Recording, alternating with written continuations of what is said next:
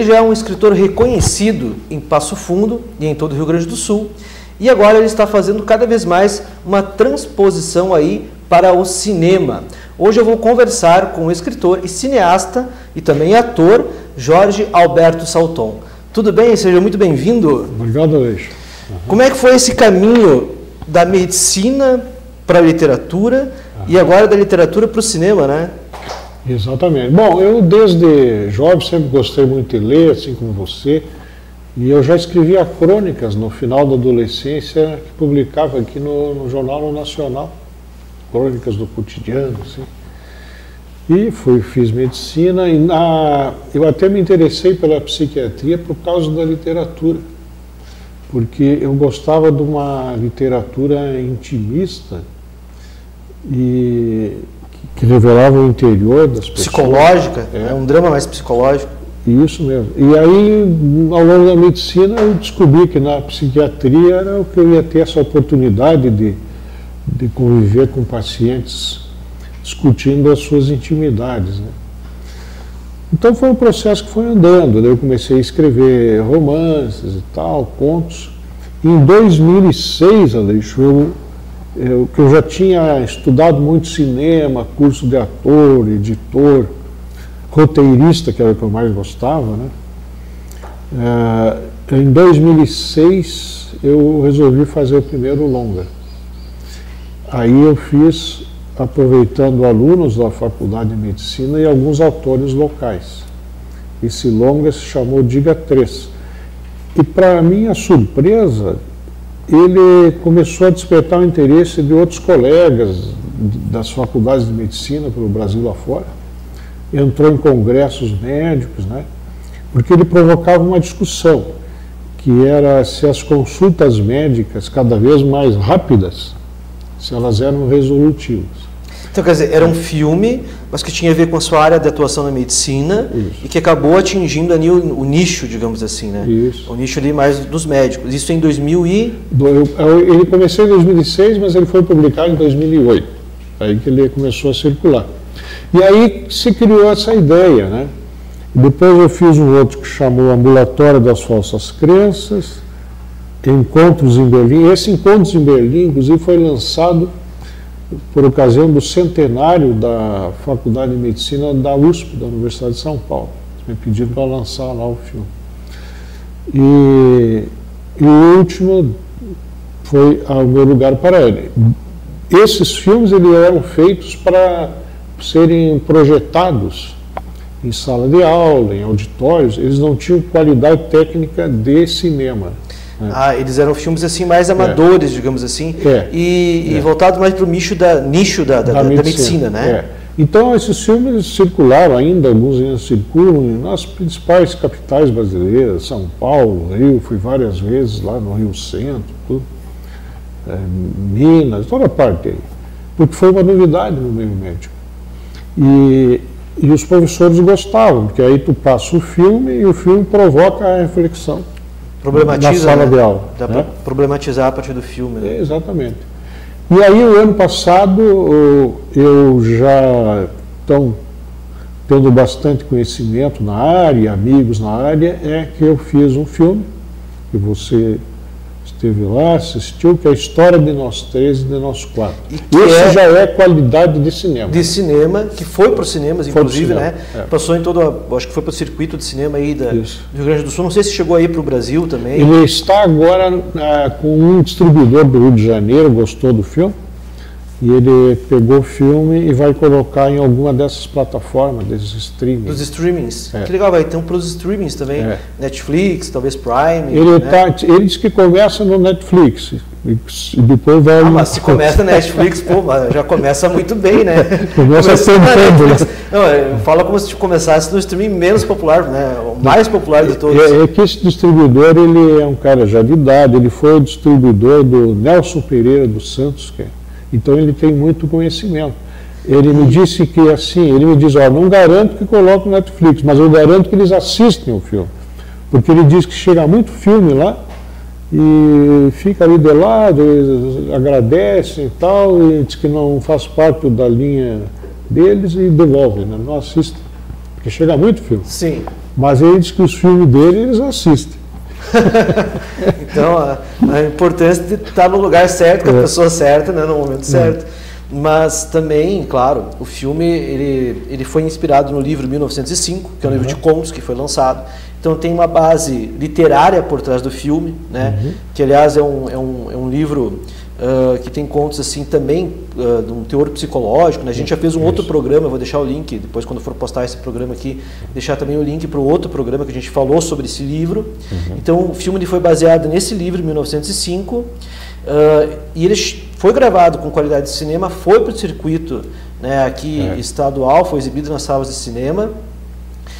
E como é que foi assim o desafio de fazer essa filmagem mais profissional? Porque aí o senhor já não fez o filme pensando no meio médico, né? Não. Fez o filme pensando no público. O filme comercial. Foi uma boa resposta, teve uma boa resposta, foi. Aí aconteceu assim, por andar no meio do cinema, né? Eu tenho uma amizade longa com o Jaime Lerner, que é um diretor de Porto Alegre, e aí reunido com ele topou fazer o filme. Eu fui o roteirista, fui um dos atores, e ele foi o diretor. E aí ele trouxe a equipe dele, nós filmamos em 6 dias aqui em Passo Fundo. Filmávamos de manhã, de tarde e de noite, um trabalho puxado, para gastar menos, porque a equipe técnica, quem capta a imagem, quem capta o som, são profissionais, né? Principalmente essa questão, acho que da sonoplastia, né? Essa questão do som é muito difícil. Muito difícil. Então, esse pessoal tinha que deslocar eles para cá, né? Então a gente tinha que fazer o filme concentrado para, inclusive, gastar menos. Então ficou uma qualidade muito boa o filme. Até tem alguns detalhes técnicos que eu posso comentar contigo, né? Já hoje, agora, eu estou fazendo esse filme novo, que se chama Por uma Alegre Meia Tarde, e esse eu estou tendo como diretor o Felipe Lemos, que tem a Escola de Atores, né? Já com toda a equipe aqui de Passo Fundo. Passo Fundo já tem condições técnicas de fazer filme de padrão nota A. Mas que interessante. Então, por isso que o nosso plano é fazer eu e o Felipe. O plano nosso é criar em Passo Fundo um polo de produção de longas. De longa-metragem. Já temos 2, então vamos produzir um por ano. Mas que bacana, isso também é uma maneira de abrir portas para outros jovens cineastas, né? Também incentivar a produção do audiovisual. Porque eu acho que às vezes as pessoas elas têm aquele preconceito, e aliás, é um preconceito meio estranho, porque se a gente for para pensar no Brasil, o cinema brasileiro ele já foi mais forte em termos regionais, né? É verdade. Não na minha época, porque eu nasci em 87 ele já estava enfraquecido. Mas eu acho que na época da sua juventude, se não me engano, a gente tinha um circuito de cinema nacional que levava, fazia recorde de bilheterias, né? Claro que eu acho que o exemplo maior deve ser os Trapalhões. Mas nós tínhamos Mazzaropi, e nós tínhamos, pelo que eu sei, vários filmes também locais, né? Que eram produzidos ali em São Paulo, acho que em Porto Alegre. E tinha um circuito mais, parece que eu não. E aqui em Passo Fundo, os filmes do Teixeirinha. Ah, é verdade. Eu assisti a produção dos filmes do Teixeirinha. Na época até eles usavam trídeos, assim, para câmera correr em cima de trídeo, né? Sim. E os filmes do Teixeirinha eram bilheteria lotada no Brasil inteiro. Então Passo Fundo teve produção de filme que tinha repercussão nacional, casa cheia. Né? Sim. Eu vi algumas fotos, né, deles fazendo as filmagens aqui, o pessoal, o público ia assistir, né? Ia assistir as filmagens ao redor, nas ruas de Passo Fundo, né? Faziam as filmagens. Depois dele, praticamente parou, né? Assim, grandes produções, assim, né? Ficou trabalho do pessoal, né? Audiovisual e tal, né? Então, de certa forma, longas produzidos aqui, nós é que estamos recomeçando agora, né? De repente, isso sirva como um novo impulso, né? Tomara, né? Que sirva como um novo impulso para que se retome essa produção aqui, né? Em Passo Fundo. Qual foi a maior dificuldade para fazer as filmagens? Olha, até não sei te dizer, porque foi um encontro muito bom, sabe? E quanto tempo durou as filmagens? Esse filme nós captamos as imagens em 6 dias. 6 dias? Trabalhando de manhã, de tarde e de noite. O Jaime Lerner... E só com lanchinho. O Jaime Lerner... em água. O Jaime Lerner, que é um diretor de muitos anos, né, ele não acreditava que era possível fazer em 6 dias. Ele diz, olha, esse filme precisa de 3 meses. Eu digo, Jaime, não, 3 meses eu não vamos conseguir fazer, porque o custo daí vai... Você não tem recurso, né? E nós temos que fazer em 6 dias. Pela amizade comigo e tal, ele diz, então vamos tentar. E ele gostou demais do filme, ficou muito bom o filme, né? Não, mas foi tudo muito bem planejado antes, assim, sabe? Não, e quando você assiste o filme, eu que assisti o filme no cinema também, eu digo assim que eu sou um amante do cinema, também adoro, né? Sou um cinéfilo, assim, apaixonado pela história do cinema. O que me surpreendeu justamente foi a qualidade do som, a qualidade das imagens, e não parece que ele foi filmado de forma alguma em 6 dias. Parece realmente que ele foi filmado 1 mês e meio, 3 meses, no mínimo, né? Porque, e até o ritmo dele é um ritmo um pouco mais lento, assim, aquele drama, então parece que ele foi sendo pensado conforme ele foi produzido, né? Mas então, na verdade, ele foi filmado ali em uma semana, em menos de uma semana e depois editado. Depois editado. Nós bolamos uma coisa assim que talvez a pessoa tenha que ver o filme pela segunda vez para perceber, que é o seguinte, na nossa vida, assim, ela é rotineira, a gente tem que estar lidando com problemas, né? Mesma coisa o personagem. Então, ela não é colorida, ela é em preto e branco, ela é, né? Então, as cenas em que o personagem está vivendo o aqui e agora, elas foram editadas em preto e branco. Já quando ele entra no mundo da imaginação, os contos, né, que ele vai encontrar nos escritores locais que querem colocar alguma história no cinema, quando ele entra nesse mundo da imaginação, da criação, fica colorido. E assim o filme vai se alternando, preto e branco, colorido. E no final, como ele consegue resolver a problemática maior, né, ele consegue então que a sua vida rotineira fique colorida. Então no final é o aqui e agora, mas é o aqui e agora colorido. Consegue fazer essa transformação. Mas isso a gente só percebe vendo o filme pela segunda vez. Porque na primeira a gente se envolve com a história e não nota. Né? Uma espécie de uma poesia, digamos assim, visual, né? Exatamente. No próximo bloco vamos falar um pouquinho sobre como é que foi o senhor viver ator, né? O senhor virar ator, porque o senhor foi o ator principal, inclusive, do filme, né? Voltamos em seguida.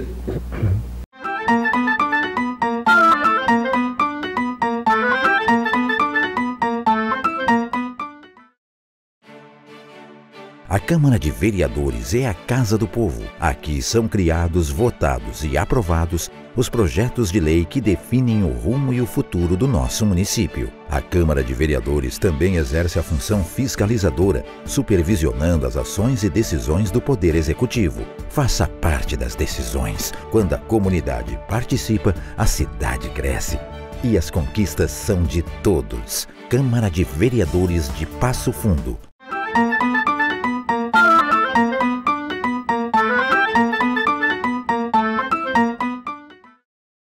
Olá, estamos de volta com o programa Literatura Local, uma parceria entre a TV Câmara de Passo Fundo e a Academia Passo Fundense de Letras. E hoje nós temos aqui uma conversa, né, que mistura literatura e cinema com o escritor, cineasta e agora também ator Jorge Alberto Salton. O senhor interpretou aí o papel principal do filme. Como é que foi essa experiência, né? O senhor interpretou a si mesmo? Ou... De certa forma, sim. Essa história minha como ator começou em 2006. Né? Eu até então, sabe, Luiz, quando a gente gosta de algo, né? Eu tinha feito curso de ator ao longo da vida, e curso de tudo no cinema, né?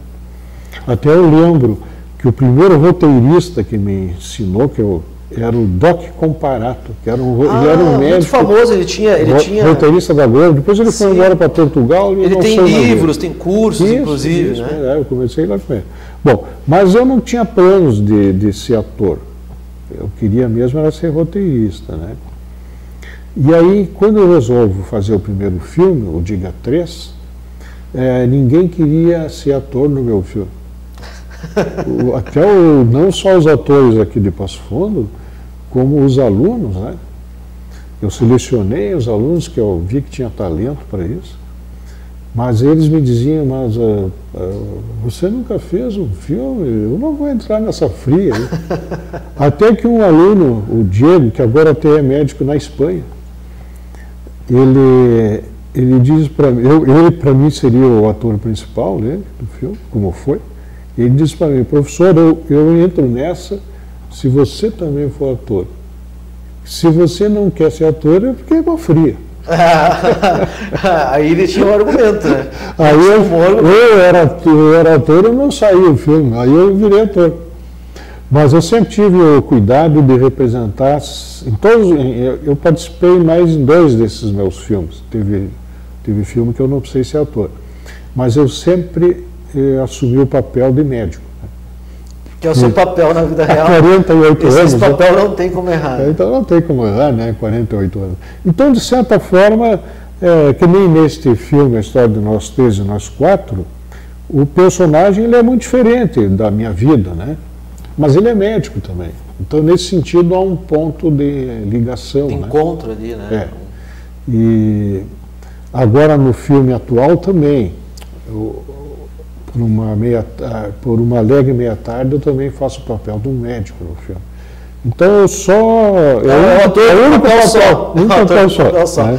Aqueles atores que só fazem o mesmo papel. Né? Tem uns que só fazem o papel de mafioso. Né? Ou de comédia. O Adam Sandler, por exemplo, só faz o mesmo papel todo filme e é milionário.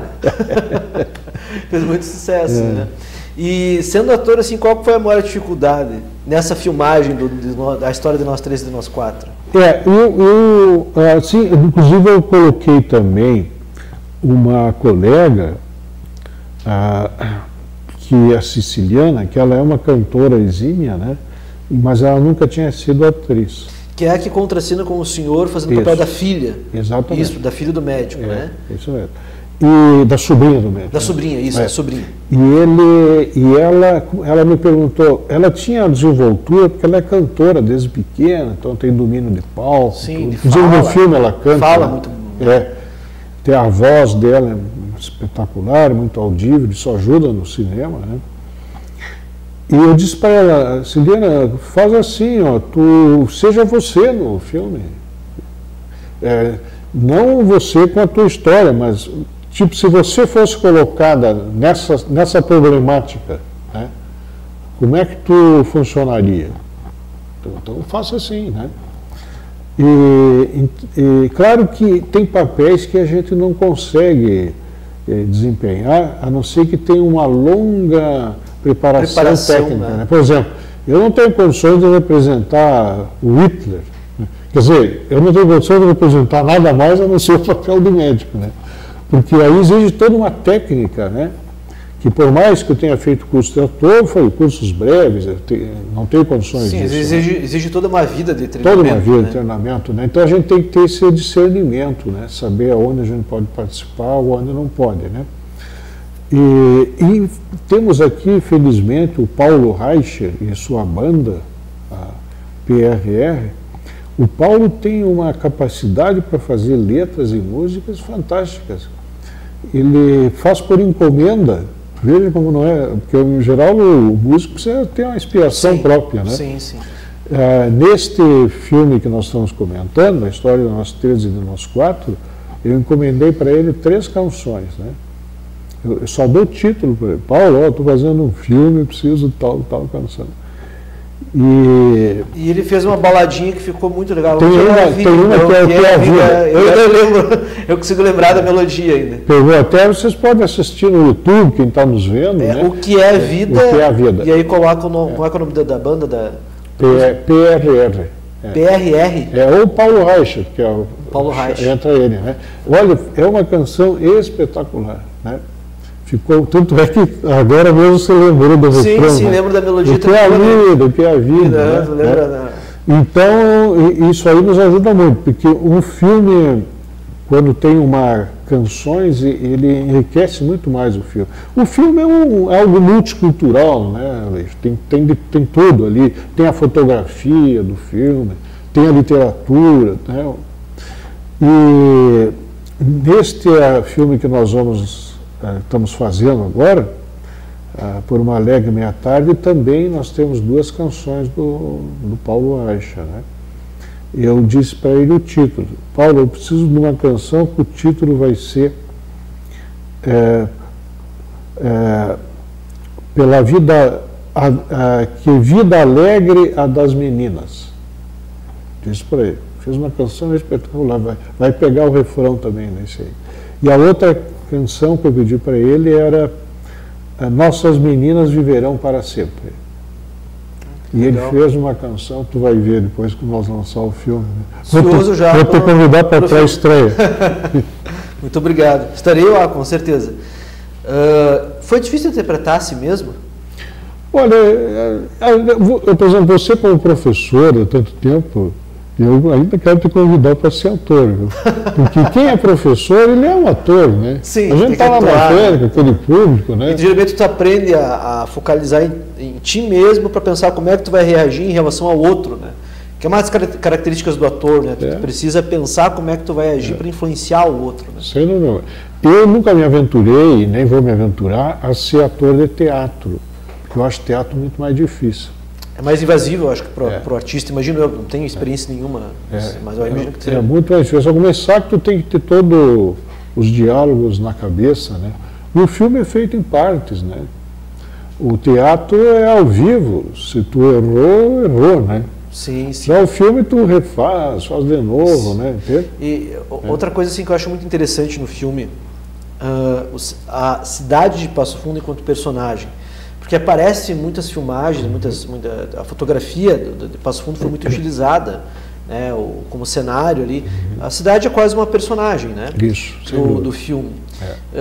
E essas tomadas, elas foram fáceis de serem feitas? Como é que foi pensado isso? Aí entra o papel do diretor de fotografia.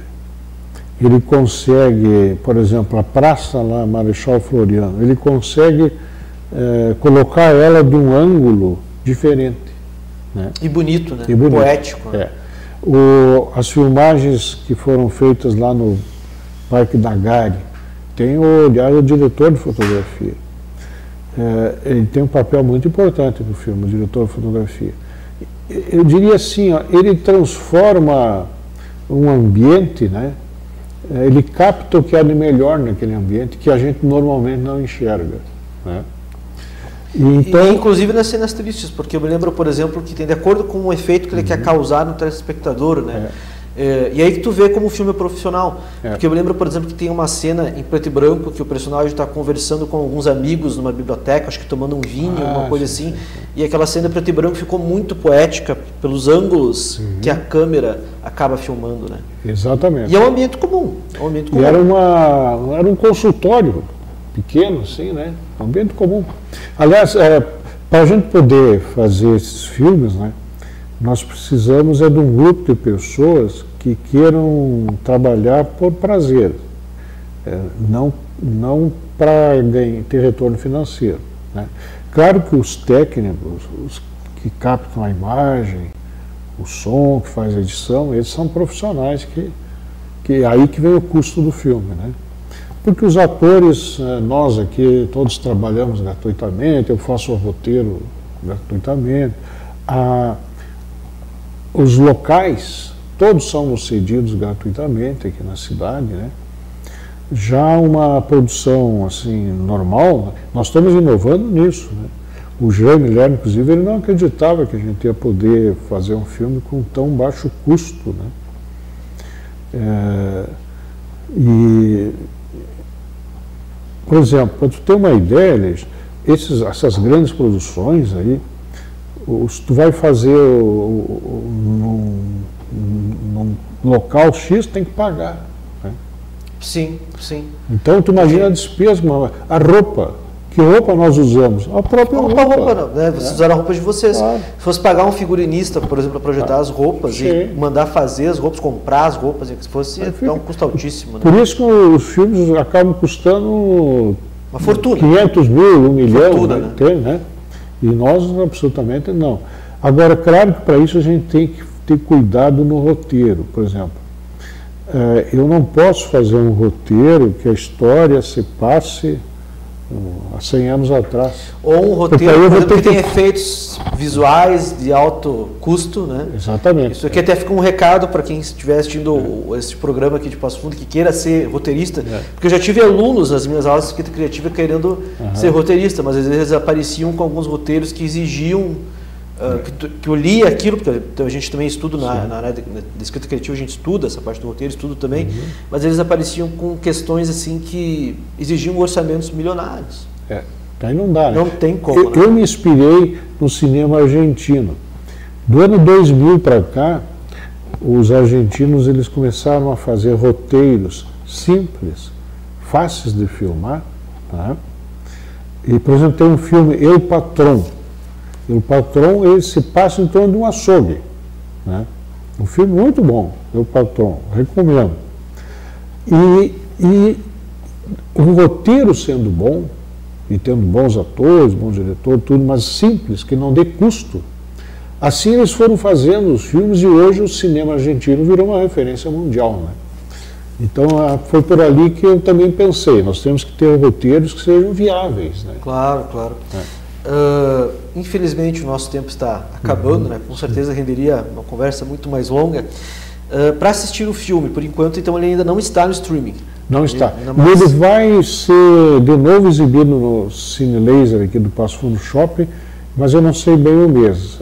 Então ele vai voltar a ter várias sessões aqui em Passo Fundo.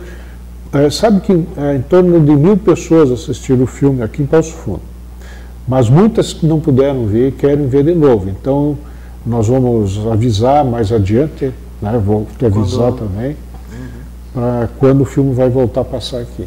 E também quando ele entrar numa dessas plataformas, no streaming, a gente avisa. Né? Muito obrigado pela sua presença, né? E ficamos no aguardo aí do próximo filme, né? Que deve sair até o final do ano aí. Muito obrigado a você que nos acompanhou até aqui. Lembrando que o programa é uma parceria entre a TV Câmara de Passo Fundo e a Academia Passo Fundense de Letras. E até semana que vem.